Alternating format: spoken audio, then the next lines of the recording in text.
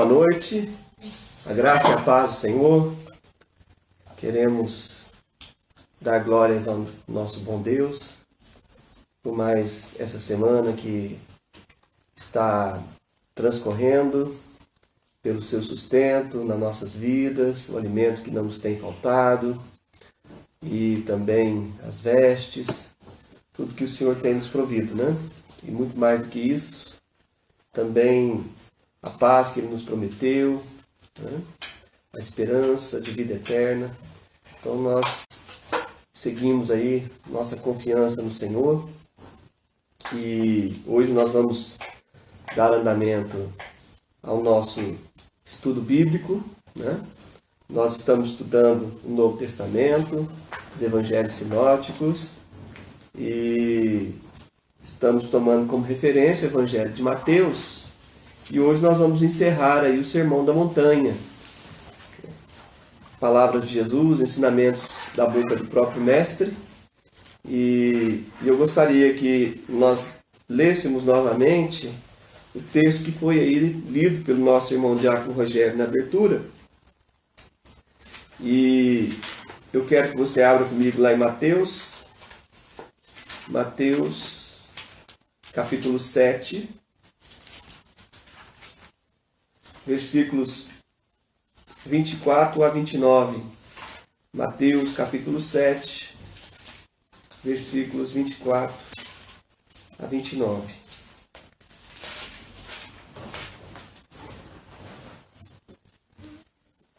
Peço aí que os nossos irmãos estejam colocando o link, né? Tanto do YouTube quanto do Facebook. Aqueles que puderem nos ajudar com isso, por favor, coloquem para a gente aí, tanto no nosso WhatsApp da igreja, né? Os links aí, tanto do YouTube quanto do Facebook. Nós estamos transmitindo para os dois, tá? E aí vocês vão mantendo contato aí, tanto pelo WhatsApp, ou mesmo nos comentários aí, tanto no YouTube quanto no Face, se está tudo bem, a transmissão está ok. Quer compartilhar pedido, né? Se você não faz parte do nosso grupo da igreja, tá? Pode compartilhar também o seu pedido aí nos comentários, tá? Tanto do YouTube quanto do Facebook. Se você nos visita, mesmo que eu não te conheça, tá? Você tem algum pedido de oração, seja na área financeira ou, né, um problema de saúde, nós estaremos colocando o seu nome, o nome da pessoa pelo qual você está pedindo oração aí no final do nosso culto. A gente vai estar fazendo a oração pelas pessoas aí que já compartilharam os pedidos aí no nosso grupo do WhatsApp e por quem mais quiser compartilhar com a gente aí, tanto pelo Face quanto pelo YouTube, né? Mateus 7, versículo 24 ao 29. Todo aquele, pois, que ouve estas minhas palavras e as pratica, será comparado a um homem prudente que edificou sua casa sobre a rocha. E caiu a chuva, transbordaram os rios, sopraram os ventos, e deram com ímpeto contra aquela casa, que não caiu, porque fora edificada. E as minhas palavras não as praticas, será comparado a um homem insensato que edificou a sua casa sobre a areia. E caiu a chuva, transbordaram os rios, sopraram os ventos, e deram com ímpeto contra aquela casa, e ela desabou, sendo grande a sua ruína. Quando Jesus acabou de proferir essas palavras, estavam as multidões maravilhadas da sua doutrina, porque ele as ensinava como quem tem autoridade e não como os escribas. Pai Santo, uma vez mais estamos aqui, ó Deus, reunidos em espírito, Senhor, enquanto estamos, ó Pai, no meio desta quarentena, Senhor, ó Pai, mas certos, ó Deus, de que, ó Deus, o Senhor, ó Pai, ó Deus, nos une num só corpo, ó Pai, num só Espírito, Senhor. Ó Pai, porque temos uma mesma fé, um mesmo Senhor. Ó Deus, sim, Pai, participamos de um só batismo e aqui estamos, Senhor. Ó Deus, em nome de Jesus, levamos cativo o nosso pensamento, a obediência do Senhor. Cremos, ó Deus, ó Pai, nas armas poderosas, ó Deus, que o Senhor, ó Pai, nos concede. Ó Deus, o louvor, a oração, Senhor, e todos, ó Pai, e toda a prática, Senhor, espiritual, Senhor, com fim, Senhor, ó Pai, de combater, Deus, todos os principados e potestades, ó Deus, contra os quais é a nossa luta. Sim, Senhor.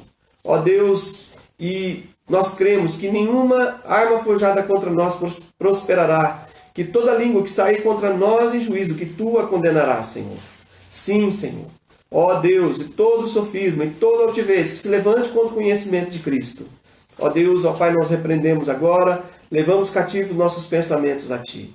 Abra os nossos entendimentos, ilumine os olhos do nosso coração, para que possamos entender, ó Deus, as maravilhas das Escrituras Sagradas, Senhor. Que elas possam, ó Deus, nos ensinar, nos exortar, edificar, para que sejamos, ó Deus, habilitados para toda boa obra, Senhor, para a qual o Senhor tem nos chamado. Nós consagramos, ó Deus, este momento de estudo bíblico ao Senhor, em nome de Jesus Cristo. Amém e amém. Glória a Deus. Bom, queridos, no Sermão da Montanha, que Jesus agora encerra aqui, nesse trecho que nós lemos, né, está ali o encerramento do Sermão da Montanha. Né? Diz aí que o povo se maravilhou com toda a doutrina, que começou lá com as bem-aventuranças, né? E foi transcorrendo. Jesus foi ensinando diversas coisas, inclusive, né, a oração do Pai Nosso. E agora nós estamos chegando no final do Sermão da Montanha. E umas coisas que eu gostaria de notar para vocês aqui, né, Jesus apresenta algumas nesse Sermão da Montanha, ele apresenta algumas questões cruciais, né? Algumas escolhas que nós temos que fazer. E Jesus, para tornar essas escolhas simples para nós, né, ele resume essas escolhas, né, para que a gente não se complique na hora de escolher. Há apenas duas escolhas que nós temos que fazer diante de todas as proposições aí que Jesus faz durante o Sermão da Montanha. Você vê, por exemplo, que Jesus fala sobre ajuntar tesouros no céu, né, ou ajuntar tesouros na terra. Né? Só tem duas opções. E nós vemos também Jesus falando sobre as duas portas, Jesus falando sobre os dois caminhos, né, a porta larga e a porta estreita, o caminho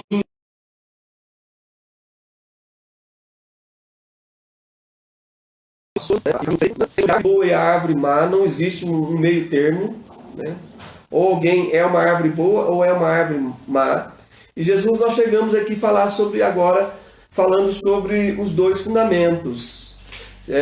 Talvez em algumas Bíblias aí você vai ver um outro título, mas também não deixa de ser uma escolha de duas, né? Uma escolha de duas coisas, porque fala sobre o homem sensato e sobre o homem prudente, né? Então, é sempre duas opções somente, né? Para que fique fácil para nós, né? Porque, embora você possa tentar olhar para a vida e ver mais de duas opções, né? Mas são vários caminhos, mas são várias opções, mas são inúmeras as possibilidades, né?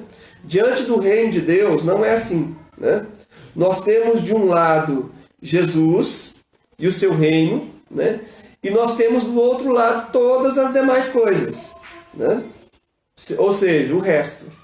Então você tem Jesus e as coisas relacionadas ao seu reino e as demais coisas, né?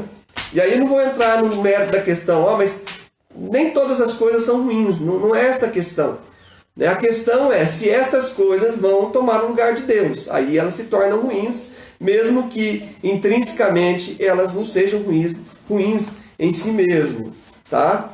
Então, nós vamos nessa sessão, né, falar sobre essa questão, né, de duas coisas que se contrapõem. Sempre que Jesus oferecia essas duas opções, elas se contrapunham, né? Era sempre uma escolha boa e uma escolha ruim, né? E então nós vamos falar agora sobre os dois fundamentos.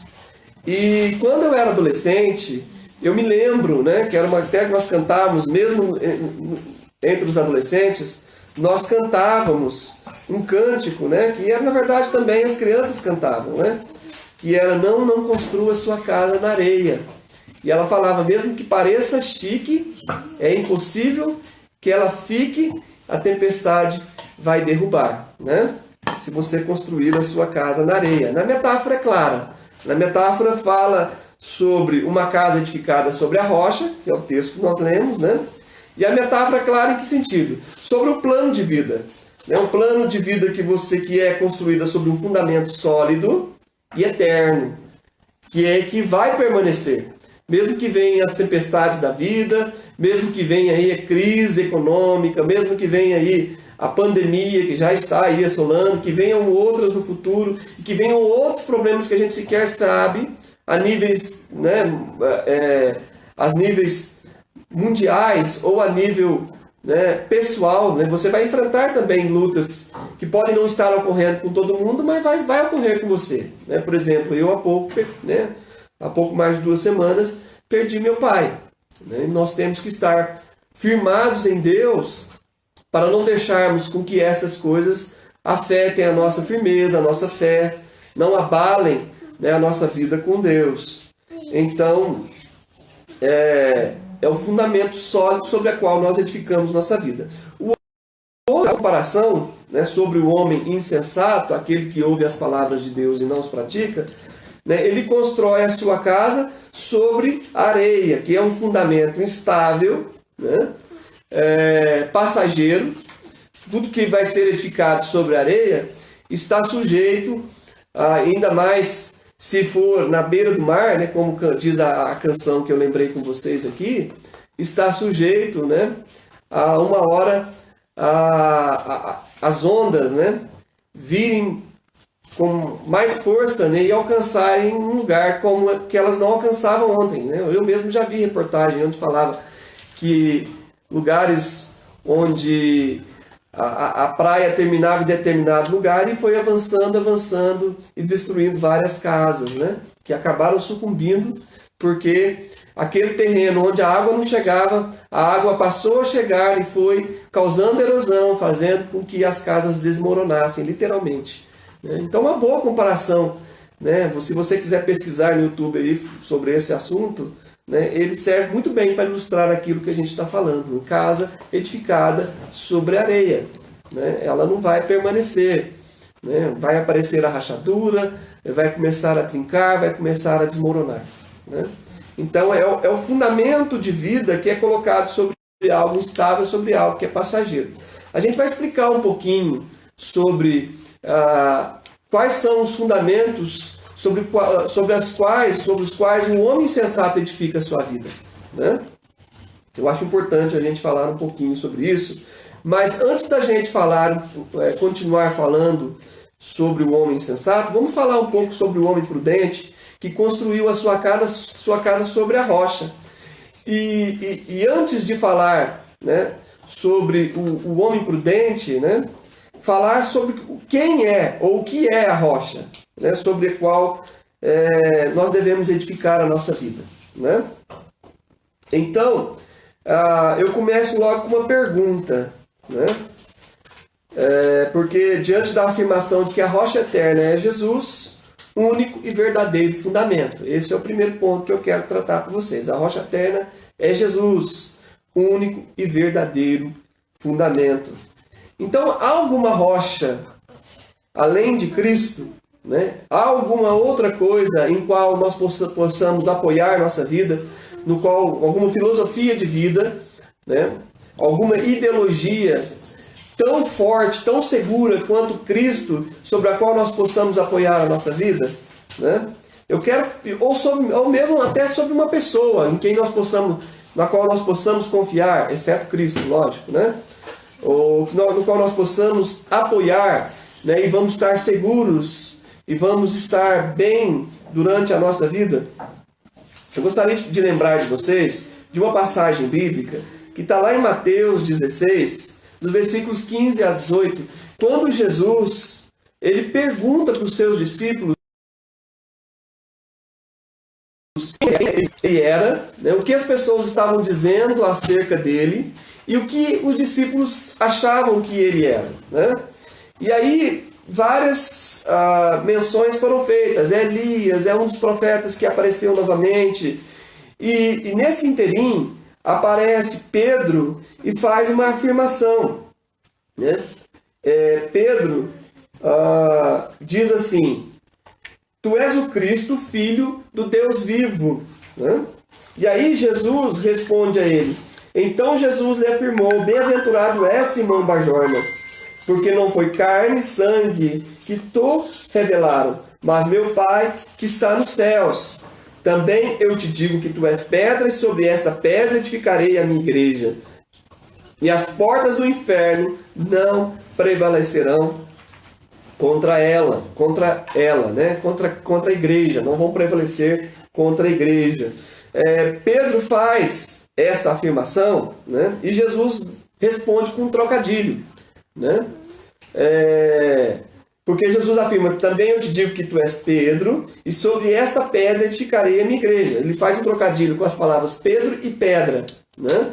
Só que no original, se a gente não souber o que está escrito ali no original, a gente vai acabar caindo no engano de pensar que Pedro, né, que Jesus estava falando que Pedro se tornaria a pedra da igreja, né, sobre qual Jesus edificaria a igreja. Porque se você ler o texto aqui sem um exame acurado, você vai entender o seguinte: eu te digo que tu és Pedro, e sobre esta pedra, né, seria assim, sobre você eu edificarei a minha igreja. Jesus não ia edificar a igreja sobre alguém tão instável como Pedro, que pouco tempo depois, embora tenha recebido essa revelação, né, tenha negado Jesus, enfim, né, era um homem mortal, sujeito às paixões, que Jesus disse até mesmo que ainda não tinha se convertido realmente, né? Então não poderia ser Pedro, um homem mortal, né, a pedra da igreja, tá? Então, nós entendemos que ele faz o quê? Pedra. Jesus fala: eu te digo que é Pedro, a palavra é Petros no original, né? Eu te digo que é Petros, o quê? Uma pequena pedra, né? E sobre esta pedra, aí Jesus usa a palavra Petra, que significa uma grande rocha. Jesus estava se referindo a quem então? Pedro, eu te digo que você é uma pedra pequena, mas sobre esta rocha, que foi a declaração que você fez, qual a declaração? Tu és o Filho de Deus vivo. Cristo é a palavra Messias. Tu és o Messias, o enviado de Deus, né? Ainda não havia totalmente certeza de que o Messias era o próprio Deus, né? Depois isso foi esclarecido pela palavra. Então tu és o Messias, o Filho de Deus, né? Não o Filho de Deus como nós, mas o Filho originado da mesma essência de Deus. Isso está querendo dizer o quê? Que ele era o próprio Deus encarnado, tá bom? Por isso que Jesus disse: olha, isso foi uma revelação. Um judeu como era Pedro não falaria isso a respeito de Jesus naturalmente, né? Querendo colocar Jesus na mesma altura que Deus, né? Como de fato ele é, né? Porque ele é Deus como Deus Pai, né? Ou aliás, ele é um com ele, né? Um só. Então, queridos, sobre a pedra que é Jesus, é que a igreja é edificada, né? Ele que é a rocha, a pedra grande que eu falei para vocês, né? Que Jesus fala: sobre esta pedra edificarei a minha igreja, disse Jesus, e as portas do inferno não vão prevalecer contra ela. Agora, se você tem dúvida acerca de que Jesus estava falando dele mesmo ou se estava falando de Pedro, o próprio Pedro, né? Desculpe o excesso de P's e R's aí, né? O próprio Pedro, né, vai falar para a gente aí em segundo... vamos abrir comigo. Primeira epístola de Pedro, né? E ele vai dizer aí no capítulo 2, versículo 4 e versículo 5, né? Dá tempo para você achar enquanto eu vou beber na aguinha. Segunda epístola de Pedro, capítulo 2, versículos 4 e 5. Chegando-vos para ele a pedra que vive. Aqui Pedro está falando de Jesus, tá? Rejeitada sim pelos homens, mas para com Deus eleita e preciosa. Também vós mesmo, como pedras que vivem, sois edificados casa espiritual, para serdes sacerdócio santo, a fim de oferecer sacrifícios espirituais agradáveis a Deus por intermédio de Jesus Cristo. Vou ler o 6 também. Por isso está na Escritura: eis que põe em Sião uma pedra angular, eleita e preciosa, e quem nela crer não será de modo algum envergonhado. Aqui uma profecia do Velho Testamento, tá? Pois bem, aqui Pedro está falando, chegando para ele, dois títulos que ele vai dar para Jesus. Primeiro, pedra viva, pedra que vive, né? O segundo é pedra angular. Essa pedra angular era uma pedra que, né, ela se encontrava, né, no canto de uma construção, e ela ficava na base da construção, né? Então, ela era uma pedra grande. Então, ela é chamada pedra angular, uma pedra de arrimo. Ela servia para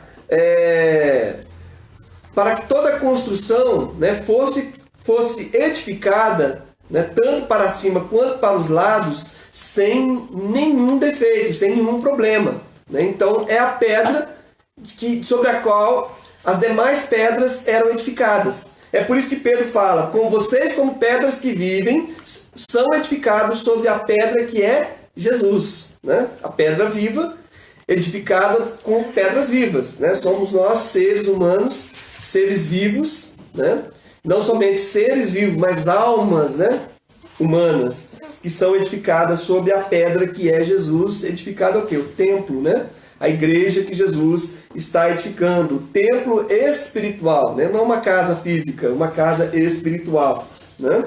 Então aqui Jesus é o cumprimento da profecia do Velho Testamento, lá de Isaías 40. Ele é a pedra angular sobre a qual a igreja é edificada. Então ele é o fundamento sobre o qual nossa vida deve estar estabelecida, né? E pode ter certeza que se você está estabelecido em Jesus Cristo, né, você está seguro nele, né, seguro em todos os sentidos, né, salvação eterna, enfim, seguro também nesta vida, para seja lá o que for, para o que vier sobre a sua vida. E também Paulo faz a mesma afirmação. Então nós temos uma afirmação do próprio Jesus, uma afirmação de Pedro, nós temos uma afirmação também de Paulo, lá em 1 Coríntios, capítulo 3, 1 Coríntios, capítulo 3, tá? Quando ele também faz a mesma afirmação.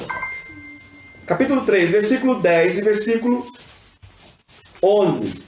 Segundo a graça de Deus que me foi dada, lancei fundamento como prudente construtor, e outro edifica sobre ele. Porém, cada um veja como edifica, porque ninguém pode lançar outro fundamento além do que foi posto, o qual é Jesus Cristo. Então Paulo disse que o quê? Quando ele ia pregar o evangelho às igrejas, e uma delas era essa igreja aqui, a igreja de Corinto, né, ele lançou um fundamento doutrinário. Qual era o fundamento doutrinário? Jesus Cristo. Sobre ele, a nossa fé está. É através da fé nele é que nós temos salvação.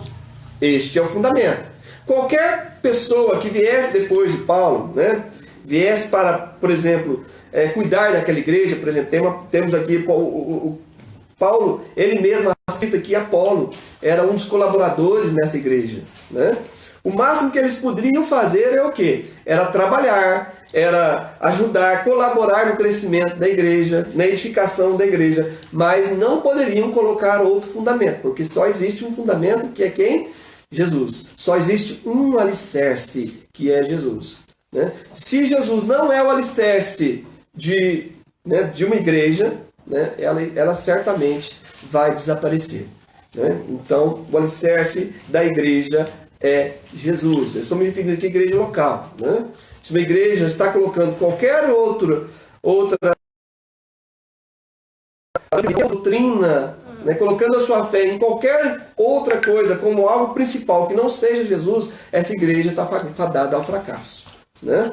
Então, queridos, para confirmar isso que eu estou falando para vocês, de Jesus, que é a rocha, né? Porque você pode me questionar assim, mas no Velho Testamento, a Bíblia fala que quem é a rocha é Deus, né? Você vai, por exemplo, pegar ali Jacó. Jacó afirmou que quem era a rocha dele, lá em Gênesis 49, 24, era o Senhor, né?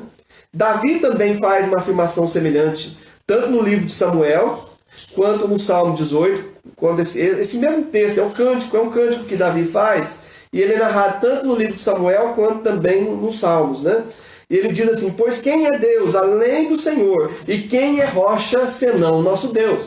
Então, Davi está dizendo que quem é Deus senão o Senhor, e quem é rocha senão o nosso Deus? Quer dizer, ele tá excluindo a possibilidade de que existe uma outra rocha que não seja o Senhor, né?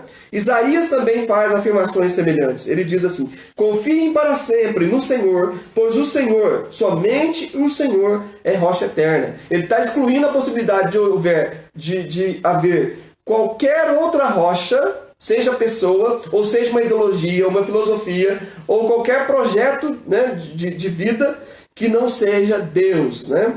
Então, não há outra rocha senão o Senhor. E em Isaías 44, versículo 8, né, ele afirma claramente, né, a divindade da rocha. Isaías 44, 8, somente um trecho dele, que diz assim: há outro Deus além de mim? Isso é Deus perguntando, usando a boca do profeta para falar. Não há outra rocha que eu conheça. Existe outro Deus além de mim? Não existe outra rocha em que eu conheça. Quer dizer, o próprio Deus. Se Deus não conhece outra rocha, quem vai conhecer outra rocha que senão Ele, né? Então não existe outra rocha senão o próprio Deus, tá? Mas, pois bem, nós só temos uma alternativa. Ou cremos que Jesus é Deus, né? Ou temos duas rochas. Porque no Novo Testamento afirma que Jesus é a rocha, né? Tem um texto em Coríntios também que fala, né? Que a rocha os seguia, e essa rocha era Jesus. Paulo faz essa afirmação. E diz o seguinte também, olha só. Só que aqui, nesse texto aqui de Isaías, tem uma citação importante, porque ela é profética, aponta para o Messias que iria vir, que era Jesus, né? E fala da sua divindade. Porque ele diz assim, ó: por isso diz o soberano, eis que põe em Sião uma pedra já experimentada, uma pedra preciosa, angular, para alicerce seguro, aquele que confia jamais será abalado. É o texto que a gente citou anteriormente, né? Aqui, quando nós lemos lá o texto de Pedro, né? Então Deus está falando que colocaria uma pedra angular, né? Uma pedra preciosa, e que quem nela confiasse não seria abalado. Então, querido, é um texto profético. Se Deus fala que Ele é a rocha, e Jesus vem e diz que Ele é a rocha, nós só temos uma alternativa. E se existe só uma rocha, é que Jesus é um com Deus, e Ele é a própria rocha, né? Então, não existe outra coisa que vai te trazer segurança de vida, paz eterna, alegria indizível, né? Senão Jesus. Ele é o nosso projeto de vida, é sobre ele que nós colocamos o nosso fundamento, né? Salmo 118 fala também de uma profecia semelhante, Salmo 118, 22, né?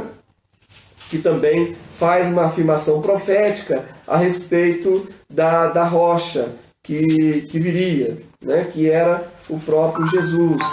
No Salmo 118, versículo 22, 118, versículo 22. Está aqui: a pedra que os construtores rejeitaram, essa veio a ser pedra angular. Está falando que quem são os construtores, né? Foram os judeus que foram privilegiados, né, de serem participantes na edificação do reino de Deus. Mas Jesus disse: eu vim para os que eram meus, e os meus não me receberam. João falando, né? Veio para os que eram seus, e os seus não o receberam. Quer dizer, não receberam a Cristo. Antes, né, o condenaram, né?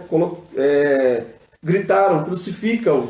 Eles rejeitaram, mas esta veio ser pedra angular, a pedra mais importante. Essa mesma profecia é citada lá em Pedro, na sequência do texto que eu li para vocês. Ele cita dois textos, ele cita Isaías 44 e cita também esse texto aqui do Salmo 118, né?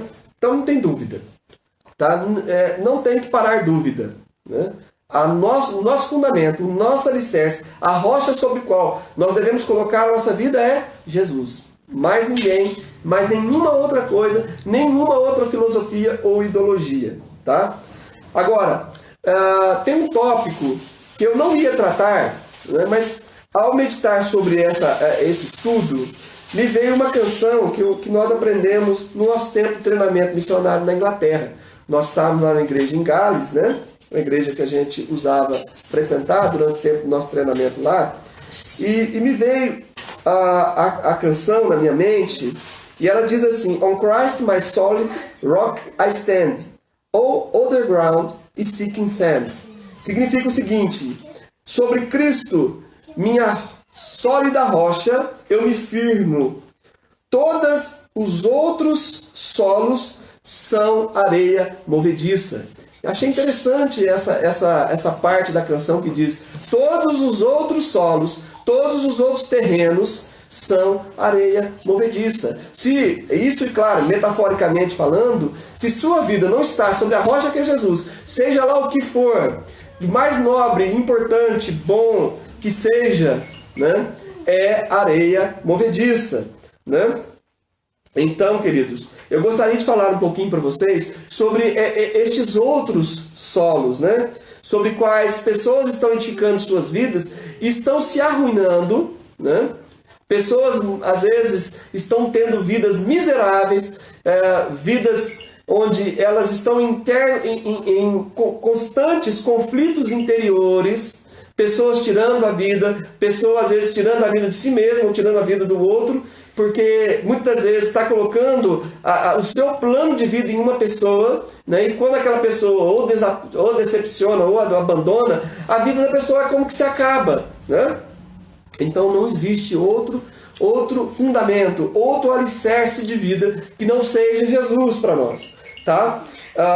Vejamos aqui então, quando a pessoa coloca a sua confiança no ser humano ou em si próprio, né?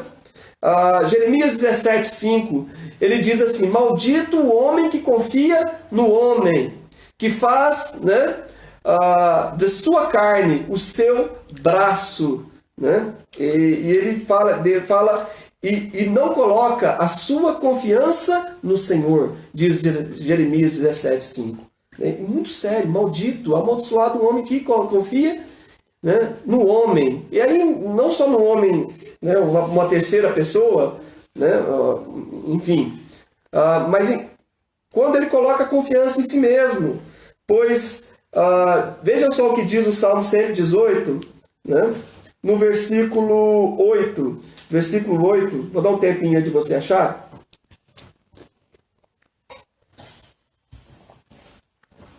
Melhor é buscar refúgio no Senhor do que confiar no homem.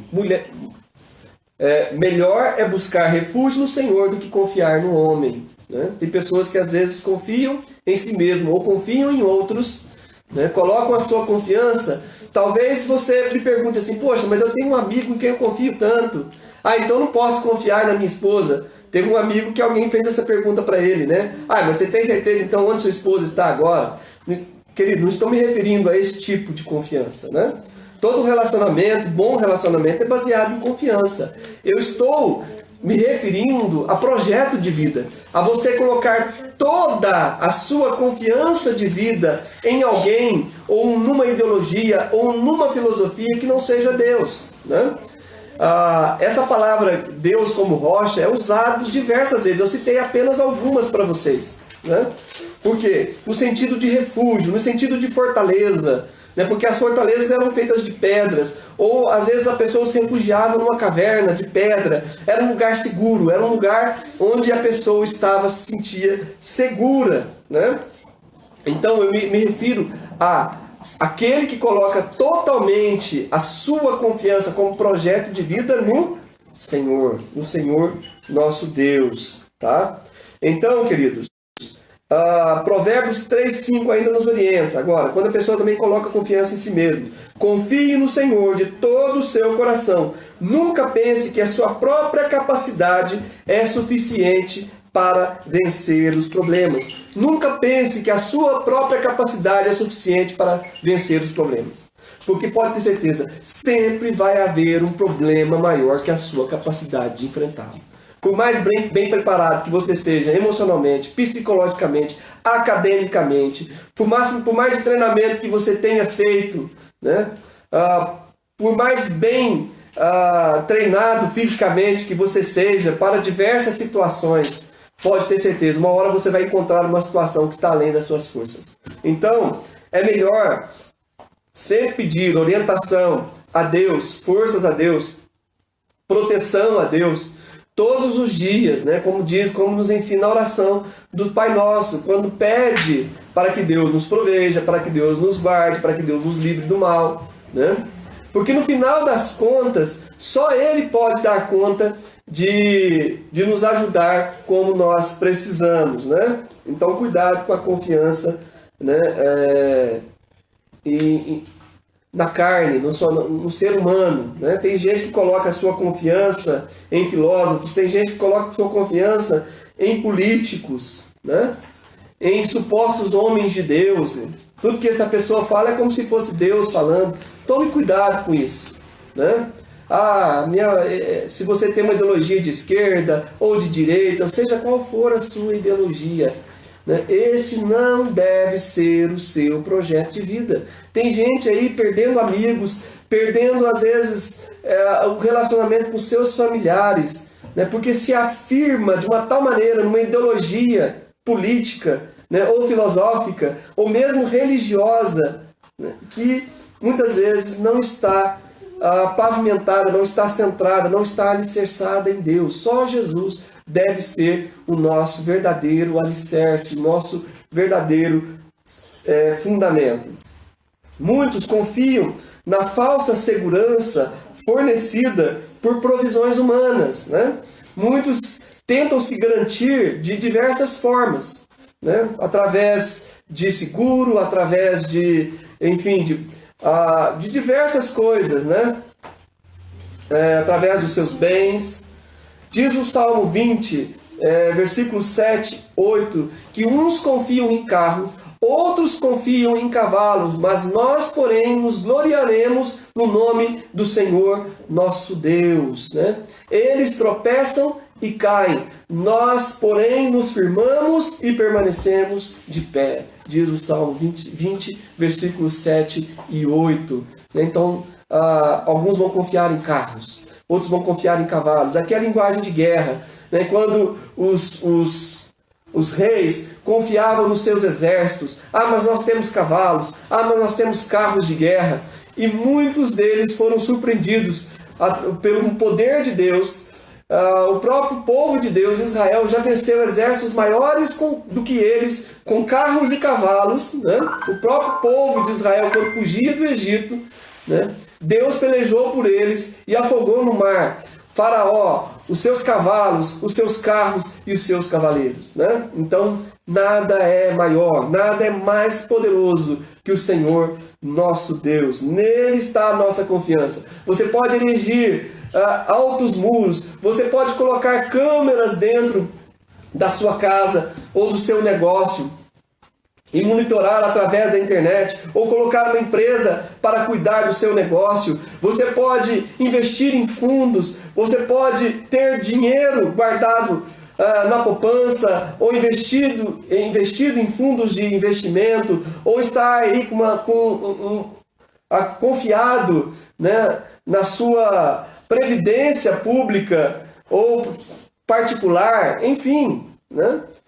Não confie em nenhuma dessas coisas. Nós sabemos como é instável, né? Tanto a economia pessoal ou a economia pública. Nós estamos vendo o colapso que está entrando o mundo que nós estamos vivendo atualmente. Não estou falando, querido, que você não deve, né, se cuidar, que você não deve estudar, que você não deve se preparar, que você não deve tomar os seus cuidados. Não é nada disso. Eu estou falando que a sua confiança não deve estar nessas coisas. Porque o salmista diz, né, que se o Senhor não edificar a casa, em vão trabalham aqueles que edificam. Se o Senhor não guardar a cidade, o sentinela não vai proteger. É disso que está falando. Não está falando que não deve ter sentinela, então. Não, mas se a confiança de um povo, a confiança de uma família, a confiança de uma pessoa não estiver em Deus, né, pode ter certeza que ela está sujeita ao fracasso, que ela está sujeita à ruína. Outra coisa que nós não devemos confiar, né, é na estabilidade das riquezas. Em 1 Timóteo, capítulo 6, versículo 17, 1 Timóteo, capítulo 6, versículo 17, nós vamos ver Paulo orientando a Timóteo a que oriente as pessoas que tinham condições financeiras ao seguinte: exorta os ricos do presente século que não sejam orgulhosos, nem depositem a sua esperança na estabilidade da riqueza, mas em Deus que tudo nos proporciona ricamente para o nosso aprazimento. Né? Por quê? Porque, na verdade, a provisão vem de Deus. E que diferença fará se você teve 3, 4, 5 banheiros, se no final das contas você precisa só de um? Se você, enfim, pode se alimentar de 20 pratos, né? Mas na verdade basta somente, né, algumas refeições no dia para você poder se alimentar. Do que adianta ter 20 camas se você pode dormir somente sobre uma? Então, queridos, por que as pessoas estão tão confiadas, né, nas suas riquezas? Né? Como a riqueza é algo enganoso. Por isso que Jesus advertiu em Mateus 19, versículo 24, né, que como é difícil um rico entrar no reino dos céus, que era mais fácil, né, o camelo entrar no buraco da agulha do que um rico entrar no reino dos céus. Por quê? Porque a confiança dessa pessoa, o dinheiro cria um sentimento de segurança terrena, né, que diminuem as condições que levam as pessoas a buscar a Deus. Isso é muito sério. Por quê? Porque a pessoa, qualquer problema que ela tem dinheiro. Ela tem seguro, né? Ela tem plano de saúde, então a pessoa quase nunca tem problemas que vão levá-la a precisar de Deus. Esse é o engano do dinheiro. Faz a pessoa ter uma sensação enganosa de segurança. Mas tem hora que nem o dinheiro resolve. Porque o dinheiro não pode comprar amor. Né? Quantas pessoas ricas aí não conseguiram manter os seus relacionamentos? Pode comprar corpos, né? Mas não compra almas. Né? E muitas das vezes, né, o dinheiro ele também não vai resolver problemas de saúde. Haverá momentos, né, em que a pessoa, mesmo tendo muito dinheiro, vai ser desenganada pelos médicos, e por mais que ele pague tratamento aqui, acolá, em Europa, Estados Unidos, com os melhores especialistas do mundo, não terá nada a ser feito, né? Quando Deus dizer que é a hora, né? Então, cuidado com a confiança nos bens materiais, né? Aqui vai uma coisa interessante, né? Eu vou falar um pouquinho sobre família, né? Porque pessoas dizem assim, tudo bem, né? Às vezes perde uma casa, perde um carro, mas tudo bem, o importante é que todo mundo está bem na nossa família, né? E é realmente, se você tira dinheiro, tira fama, tira todas as outras coisas, é um motivo nobre pelo qual viver, não é? Família, nossa, essa pessoa, ele fez da sua família o motivo e a razão pelo qual viver. Mas eu sinto te informar que essa não deve ser a razão pelo qual nós vivemos. Embora a família seja algo muito nobre e muito importante. O próprio Jesus disse isso, né? Lá em Marcos, capítulo 10, versículo 37. Né? Marcos, capítulo 10, versículo 37. Né? Quando Marcos, capítulo 10.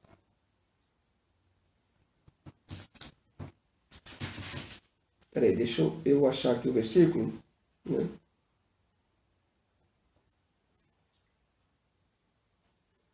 Tá, eu provavelmente devo ter anotado o texto errado. Mateus, gente, desculpa. Eu que li errado aqui. Mateus, capítulo 10, versículo 37. Tá? Mateus 10, 37. Quem ama seu pai ou sua mãe mais do que a mim, não é digno de mim. Quem ama seu filho ou sua filha mais do que a mim, não é digno de mim. Né? Então, nossa família nunca deve ser empecilho para nós realizarmos a vontade de Deus. Né? Tanto eu como minha esposa, por exemplo, nós, né, nos ausentamos de nossas famílias, né, por um período longo na nossa vida para fazer a vontade de Deus. Né? Então, a nossa família nunca deve estar acima da vontade de Deus para nós. Né? Agora, cabe aqui, claro, uma nota, né? Porque tem gente que vai colocar a desculpa de querer fazer a vontade de Deus, ou, por exemplo, um pastor que perguntou a Deus: a minha esposa está me impedindo de fazer a vontade de Deus, então eu vou separar dela para fazer a vontade de Deus. Falar, se você fizer, e Deus falou para ele, se você fizer isso, né, você não precisa fazer minha obra. Né? Então, você precisa primeiro estar em obediência à palavra de Deus. Né? Não existe... A Bíblia fala que aquele que não cuida dos seus é pior do que um descrente. Isso é família, tá certo? Então, outra coisa que eu quero falar com vocês é do mundo e suas vaidades. Eu peguei aqui 1 João, capítulo 2, versículo 15 a 17, e aí, um texto numa outra versão, que fica mais clara, né? O que o texto quer dizer. Diz assim, ó: não amem este mundo, nem as coisas que ele oferece, pois quando amam o mundo, o amor do Pai não está em vocês. Porque o mundo oferece apenas o desejo intenso por prazer físico, o desejo intenso por tudo que vemos, o orgulho de nossas realizações e bens.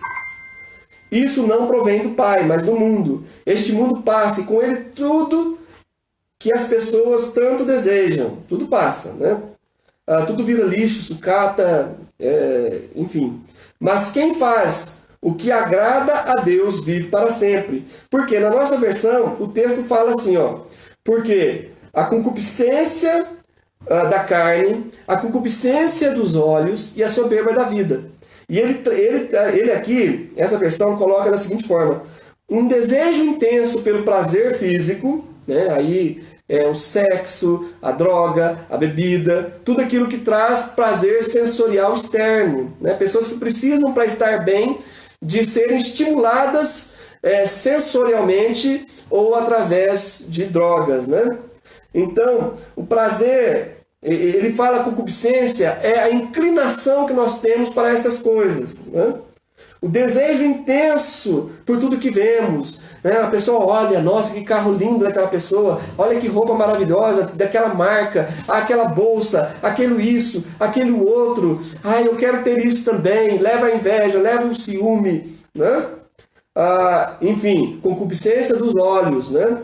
É o desejo intenso, e ele fala também da soberba da vida, que as pessoas que se orgulham das realizações de seus bens, se orgulham dos títulos que tem, se orgulham dos diplomas que ele tem na parede, se orgulha, né, do seu status, da sua carreira, enfim, se orgulham de diversas coisas. E a Bíblia diz que tudo isso é vaidade, tudo vai passar. Né?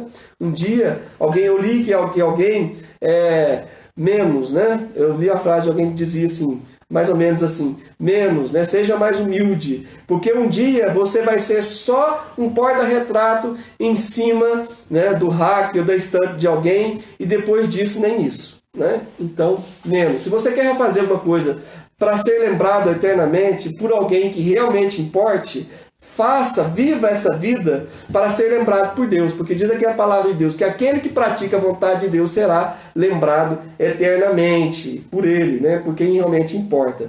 Salomão descobriu da pior forma possível que tudo nessa vida era vaidade. Ele ajuntou, construiu casas, ajuntou cavalos, né? Acumulou esposas e plantou vinhas, bebeu das suas vinhas, e ele, né, foi o momento mais frustrante da vida dele, né? Foi quando ele ficou rico e poderoso, porque ele se deixou levar pelas mulheres, se deixou levar pelas riquezas. E você vê ali o livro Eclesiastes, um homem melancolicamente decepcionado e frustrado com a vida. Tudo que ele fazia, ou tudo que ele ajuntava, ele dizia assim: tudo é vaidade, não vale para nada. né? Tudo que debaixo do sol é vaidade. Você vai ver essas frases diversas vezes escritas ali. Vaidade, vaidade, vaidade. Tudo é vaidade. A única coisa que não é vaidade, né, é aquilo que você faz para Deus. É a sua vida quando é dedicada para Deus, né? Então, queridos, e aqui eu termino com um último fundamento de vida, no qual as pessoas colocam, né, a sua confiança ou fazem disso razão para viver. Né? Já falamos aqui das coisas do mundo, do dinheiro, falamos da família, falamos da confiança nos outros, em si próprio, né? E fala das paixões mundanas. 1 Pedro, capítulo 2, versículo 11. Amados, exorto-vos como peregrinos e forasteiros que sois, a vos absterdes das paixões carnais que fazem guerra contra a alma. Talvez você vai dizer assim, mas faz parte do outro item, né? É meio que uma continuação, sim, do outro item, né? Que é as coisas do mundo, né? As paixões mundanas, as paixões deste mundo. Mas aqui é de uma forma mais particular, né? Não das coisas de uma forma geral, né? Para o sexo, enfim. Mas aquilo que seduz a alma de uma pessoa. E às vezes pode ser uma mulher ou um homem, né? Porque, infelizmente, as pessoas estão perdendo a capacidade de amar. E elas estão se apaixonando. E a paixão, muitas vezes, ela é cega. A paixão, ela é desequilibrada. A paixão, ela é insensata. Por que alguém que jura a outra pessoa de amor, depois, quando o relacionamento não dá certo, justamente porque a paixão leva, muitas vezes, à possessividade, leva ao ciúme, né? E ao ciúme possessivo, violento, né? Então nós temos esses casos aí do homem que jurou de amor matar a mulher, ou enfim, né? Ou depois tirar a sua própria vida, né? Esses são os casos de paixões violentas, paixões avassaladoras que fazem guerra contra a sua própria alma. O problema não é matar e morrer, o problema é perder sua salvação eternamente por causa das paixões que fazem guerra contra a sua própria alma. Essas paixões podem ser o seu pior inimigo. E as pessoas às vezes estão trocando Deus por pratos de lentilha, né? Quem sabe da história aí de Esaú, né? Eu não vou, depois você pode pesquisar, vai saber do que eu estou falando, né? Pessoas que trocam por bênçãos, por coisas sem valor, por coisas pequenas, né? Às vezes uma banda, tem gente que fica tão fissurado, cola pôster, escreve aqui e ali, e acompanha no Face, acompanha no Twitter, e não sei o que, no Instagram, e a pessoa perde tempo, ela fica só fascinada, pensando nisso o tempo todo, e não tem tempo para Deus. Às vezes uma atriz da televisão, um ator ou um blogueiro do YouTube, a pessoa fica louca, alucinada por causa disso e esquece de Deus, por causa de um jogador de futebol, por causa de um time de futebol. Eu sei de testemunho de pessoas que pararam de ir na igreja porque ficaram tão viciadas com o seu próprio time, que na hora do culto ou estavam assistindo o time dele na televisão ou foi para o estádio ver o time jogar. Cuidado com o vício da bebida, da droga, da pornografia. Isso vai te afastar de Deus. Paixão por filmes, por séries. Pessoas que não têm tempo para ler a Bíblia, não têm tempo para orar, mas têm tempo para maratonar séries, né? Aí, como que tem tempo para fazer maratona de séries e não tem tempo para ler a Bíblia, né? Que também temos aqui uma série de livros, uma série de histórias maravilhosas. Então, cuidado. Eu vou chegando ao final, onde eu falo da necessidade de edificar a própria vida sobre o fundamento. Jesus alerta que não se arruína quem não conhece o fundamento, né? Porque hoje eu falei para vocês quem é o fundamento. Mas quem não pratica os ensinamentos do fundamento, né? O fundamento é Jesus, e Ele deixou-nos os seus ensinamentos. Porque tem gente que ouve a palavra, Jesus está falando que o homem sensato não é aquele que conhece, é aquele que, conhecendo, não pratica os ensinamentos do Mestre. Né? Ele diz aqui, aquele que ouve e pratica as minhas palavras será comparado a um homem prudente. Mas aquele que ouve e não pratica as minhas palavras é comparado ao homem tolo, ao homem insensato. Tiago 1, 22, 25, né? Tiago está exortando ali aqueles irmãos, para quem foi endereçada essa epístola, a que eles não fossem simplesmente ouvintes da palavra. enganando-se a si mesmos, mas fossem o quê? Praticantes da palavra. Né? Então, cuidado, quem ouve a palavra e não a pratica, engane a si mesmo. Não está enganando o pastor, não está enganando os seus irmãos da igreja, está enganando a si mesmo, pois conhece a verdade e não pratica, e não vive a verdade. Então, tome cuidado. É nisso que Jesus se diferia dos demais líderes religiosos. Diz o texto que nós lemos lá de Mateus, né? Que as pessoas se admiravam de Jesus e da sua doutrina porque ele ensinava como quem tinha autoridade e não como os escribas e os fariseus. Quem ouviu o nosso estudo bíblico anterior, que falava dos falsos profetas, né? Vai lembrar que eu disse para vocês que Jesus orientou a sua audiência, as pessoas que estavam ouvindo, da seguinte forma. Ele disse a eles, olha, estão vendo aí os fariseus e os escribas? Façam tudo o que eles falam, mas não os imitem em suas obras, porque eles ensinam aquilo que eles não praticam. Jesus não, Jesus pregava como quem tem autoridade, por quê? Porque Jesus mostrava com a sua vida aquilo que ele pregava. Né? Então, queridos, não adianta nós falarmos de Deus, falarmos de Jesus, se nós não mostrarmos com a nossa vida, né? Porque a nossa atitude fala mais alto do que nossas palavras. Então, cuidado, pratique a palavra, né? Seja realmente uma testemunha fiel do Senhor Jesus. Para concluir, cuidado, o que você tem colocado sobre o fundamento, né? Se o nosso melhor, o melhor da nossa força, o melhor do nosso tempo, o melhor dos nossos bens, né, não estiverem à disposição, estou falando para você dar o seu dinheiro para a igreja, estou falando não estiverem à disposição. Se Deus falar para você assim, olha, dá para para alguém que está necessitando, reparte com este, com aquele outro, oferta em missões, né, e você estiver totalmente aberto àquilo que Deus te orientar, né? Estou dando um exemplo aqui financeiro, mas também de visitar, gastar o seu tempo, sua energia para as coisas de Deus, né? O que você tem colocado sobre o fundamento? Esse texto aqui, eu vou terminar com ele, é muito forte, porque fala sobre o que nós estamos colocando sobre o fundamento.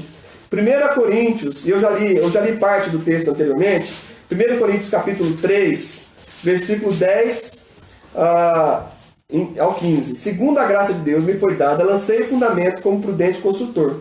E outro edifica sobre ele, porém cada um veja como edifica. Porque ninguém pode lançar outro fundamento além do que foi posto, qual é Jesus Cristo. Agora está a parte complementar.